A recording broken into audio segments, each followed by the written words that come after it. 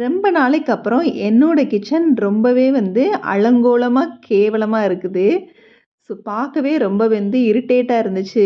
Recent டேஸாவே நான் நல்லா தான் வச்சுட்ருந்தேன். திருப்பி பழைய மாதிரி என்னோட கிச்சன் இன்னைக்கு பார்க்குறப்ப ரொம்பவே கஷ்டமா இருந்துச்சு. என்னடா ஒரு நாள் லேசி ஆனதுக்கு காலையில கிச்சனுக்குள்ள என்டர் அந்த வேலையே பிடிக்காத மாதிரி ஆயிருச்சு. சரி வேற வழி இல்ல. டிஃபன் செஞ்சுக்கிட்டே கொஞ்சம் கொஞ்சமா கிளீனிங் ஒர்க்க பார்ப்போம்ன்னு சொல்லி காலை டிஃபனா சோளா பூரியும், சன்னா மசாலாவும் தான். சன்னா மசாலா ஆல்ரெடி ஓரளவு வேலை முடிஞ்சிருச்சு. இங்க சோளா பூரிக்கு மாவும் ரெடி பண்ணி வச்சிருக்கிறேன். 2 மணி நேரமாவது சோளா பூரிக்கு மாவு ஊறுனா நல்லா சாஃப்ட்டா வரும். அதுக்காகவே மாவு ரெடி பண்ணி வச்சுட்டு தான் சன்னா மசாலாவும் குக் பண்ணிக்கிட்டு இருக்கிறேன். சன்னா மசாலா ரெடி ஆயிட்டுருக்கப்பயே ஓரளவு ஹாஃப் குக்கிங் முடிஞ்சுச்சு. ஸோ ரெடி ஆயிட்டுருக்கப்பயே நேத்து ஈவினிங் இருந்தே பாத்திரம் எதுவும் வாஷ் பண்ணவே இல்ல. டீ போட்ட கிண்ணத்துலேருந்து எல்லாமே அப்படி அப்படியே இருந்துச்சு. நைட் டின்னரா இட்லி செஞ்சிருந்தேன். இட்லி பாத்திரத்தையும் கழுவவே இல்ல. இட்லி மாவு வச்சிருந்த பாத்திரத்தையும் கழுவவே இல்ல. ஸோ குக் பண்ணிகிட்ருக்கப்பயே கொஞ்சம் கொஞ்சமாக வாஷ் பண்ணிடலான்னு சொல்லி குக் ஆகிட்டுருக்கப்பயே வாஷ் பண்ணிகிட்டு இருந்தேன். இப்போ கிரேவி ஓரளவு ரெடியானதுனால நான் அந்த வேக வச்ச சன்னா மசாலாவை கொஞ்சம் பாதி பாதியாக ஸ்மாஷ் பண்ணிவிட்டு அதுக்கப்புறமா இந்த வேக வச்ச கிரேவியோட ஆட் பண்ணிட்டேன். இது போட்டு ஒரு 5 மினிட்ஸ் நல்லா குக் ஆனாலே போதும். கிரேவி ரெடி ஆயிரும். பார்த்தீங்கனாலே இந்த அளவுக்கு திக்காக கிரேவி ரெடி ஆயிருச்சு. ஒரு 5 மினிட்ஸுங்கிறதுனால கிரேவி வேறு ஸ்டவ்வில் மாற்றி வச்சுட்டு இந்த ஸ்டவ்வில் சோளா பூரிக்கு எண்ணெய் காய வச்சுட்டேன். பாத்திரமும் கொஞ்சம் தான் வாஷ் பண்ணியிருந்தேன். ஓகே இதோடு நிப்பாட்டிட்டு அடுத்து பூரி போட்டுட்டு அப்புறமா மிச்சம் இருக்கிற பாத்திரத்தெல்லாம் வாஷ் பண்ணிடலான்னு சொல்லி விட்டுட்டு கிச்சன் கவுண்டர் டாப்பில் எல்லாமே அங்கங்கே வச்ச பொருள் வச்ச இடத்துல இருக்கிறதுனால அது ஃபுல்லாக க்ளீன் பண்ணிடலான்னு சொல்லிட்டு ஒவ்வொரு பொருளாக க்ளீன் பண்ண ஆரம்பிச்சிட்டேன். நாட்டு சக்கரை தீர்ந்து போனதுனால பாக்ஸை கழுவி வச்சுருந்தேன். நல்லாவே பாக்ஸ் காஞ்சதுனால அதில் கொட்டி வச்சுட்டு அப்புறம் கவுண்டர் டாப்பில் இருக்கிற மற்ற பொருளாக எடுத்து வைக்க ஆரம்பிச்சிட்டேன். நேற்று ஈவினிங் நான் என்னென்ன எடுத்தேனோ அது எல்லாமே அந்தந்த பிளேஸில் வைக்காமல் அப்படியே கவுண்டர் டாப்லேயே பரப்பி வச்சுட்டேன். ஸோ இந்த மாதிரி நான் பண்ணி ரொம்ப நாள் ஆச்சு. இன்றைக்கி அந்த தப்பை எப்படி நான் செஞ்சேன்னு கூட தெரியல. அந்த அளவுக்கு லேசி ஆயிடுச்சு.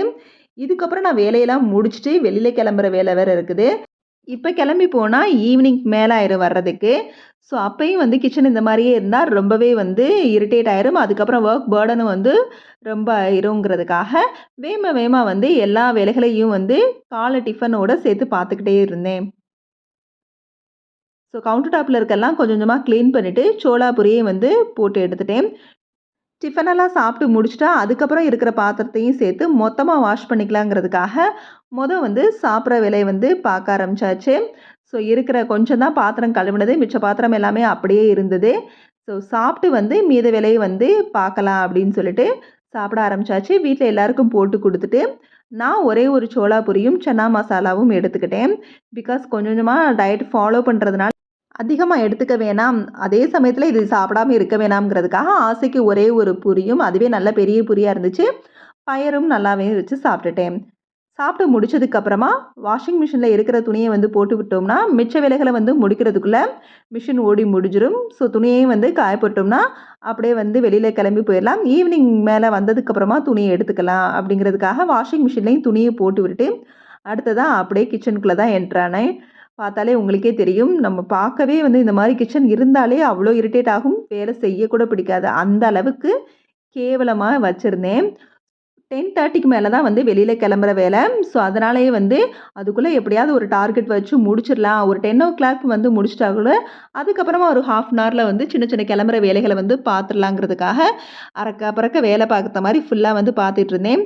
அந்த கேப்லையும் ஸ்டவ்வை க்ளீன் பண்ணுறது, ஆயில் பாட்டிலை கழுவி வைக்கிறது, இது ஆயில் பாட்டில் கீழே வைக்கிற அந்த ஸ்டாண்டு எல்லாத்தையும் வாஷ் பண்ணி வச்சுட்டு கிச்சனில் கொஞ்சம் சேஞ்சஸ் பண்ணணும்னு நினச்சேன். அங்கங்கே கவுண்டர் டாப்பில் ஒரே மாதிரி இருந்தாலும் நம்மளுக்கு போர் அடிக்குங்கிறதுக்காக கொஞ்சம் வேறு வேறு மாதிரி வச்சு பார்ப்போம் அப்படின்னு சொல்லி அந்த வேலையை பார்த்து முடிச்சுட்டு அதுக்கப்புறமா டீ சாப்பிட்டு முடிச்சுட்டு துணியையும் காய போட்டு அப்படியே வெளியில் கிளம்பிட்டேன். ஸோ அதனால் கிச்சன் க்ளீன் பண்ணதுக்கப்புறமா என்னோட வீடியோ எடுக்க முடியலை. நைட்டு வீட்டுக்கு வர்றதே 7:30க்கு மேலே ஆயிடுச்சு. வந்ததுமே கிச்சனுக்குள்ளே என்ட்ரானா காலையில் எப்படி இருந்துச்சோ அதை அப்படியே டோட்டலாக சேஞ்ச் ஆகி கிச்சனுக்குள்ளே வரவே ரொம்ப ஆசையாக இருந்துச்சு. சின்ன சின்ன விஷயங்களையும் மாற்றி வச்சுட்டு தான் போனேன். எலக்ட்ரிக் ஸ்டவ் பக்கத்தில் இந்த பேஸ்கெட் வைக்கவே இல்லை. இந்த பேஸ்கெட்டில் ஃப்ரூட்ஸ் தான் டைனிங் டேபிளில் வச்சுருந்தேன். ஸோ அதை சேஞ்ச் பண்ணி இங்கே கொண்டு அந்த பேஸ்கெட்டை வச்சு அதுக்குள்ளே இந்த கத்தி வைக்கிற ஸ்டாண்டையும் பக்கத்தில் ஒரு சின்னதாக மணி பிளான்ட்டும் வாட்டர் ஜக்கும் அந்த பேஸ்கெட்டில் வச்சுட்டேன். இன்னொரு பேஸ்கெட்டில் வந்து தக்காளி பழம் போட்டு வச்சுருக்கிறேன். பக்கத்துலேயே வந்து மீஷோவில் வாங்கின அந்த எக் ஸ்டோரேஜ் பாக்ஸும் வச்சுருக்கிறேன். அது பக்கத்தில் ஒரு மணி பிளான்ட்டு ஆக்சுவலாக ஆல்ரெடி அந்த இடத்துல வந்து இருந்தது. ஸோ அந்த மாதிரி இப்போ கொஞ்சம் சேஞ்ச் பண்ணியிருக்கிறேன். ஸோ போக போக இன்னும் சில சேஞ்சஸ் வந்து பண்ணலான்னு இருக்கிறேன். ஒரே மாதிரி எப்பயுமே கிச்சன் இருந்தாலும் கொஞ்சம் போர் அடிக்கும். நீங்களும் இந்த மாதிரி வீட்டில் சின்ன சின்ன சேஞ்சஸ் பண்ணி பாருங்கள். அதுவும் நாம அதிகமாக டைம் ஸ்பெண்ட் பண்ணுற இடமான கிச்சனுக்குள்ளே நிறைய சேஞ்சஸை வந்து செஞ்சு பாருங்கள். கிச்சனுக்குள்ளே வர்றதுக்கு இன்ட்ரெஸ்ட்டாகவும் இருக்கும், பார்க்க அழகாகவும் இருக்கும். இதோட இந்த வீடியோ முடியுது. இந்த வீடியோ பிடிச்சிருந்துச்சுன்னா லைக் பண்ணுங்கள், ஷேர் பண்ணுங்கள், கமெண்ட் பண்ணுங்கள்.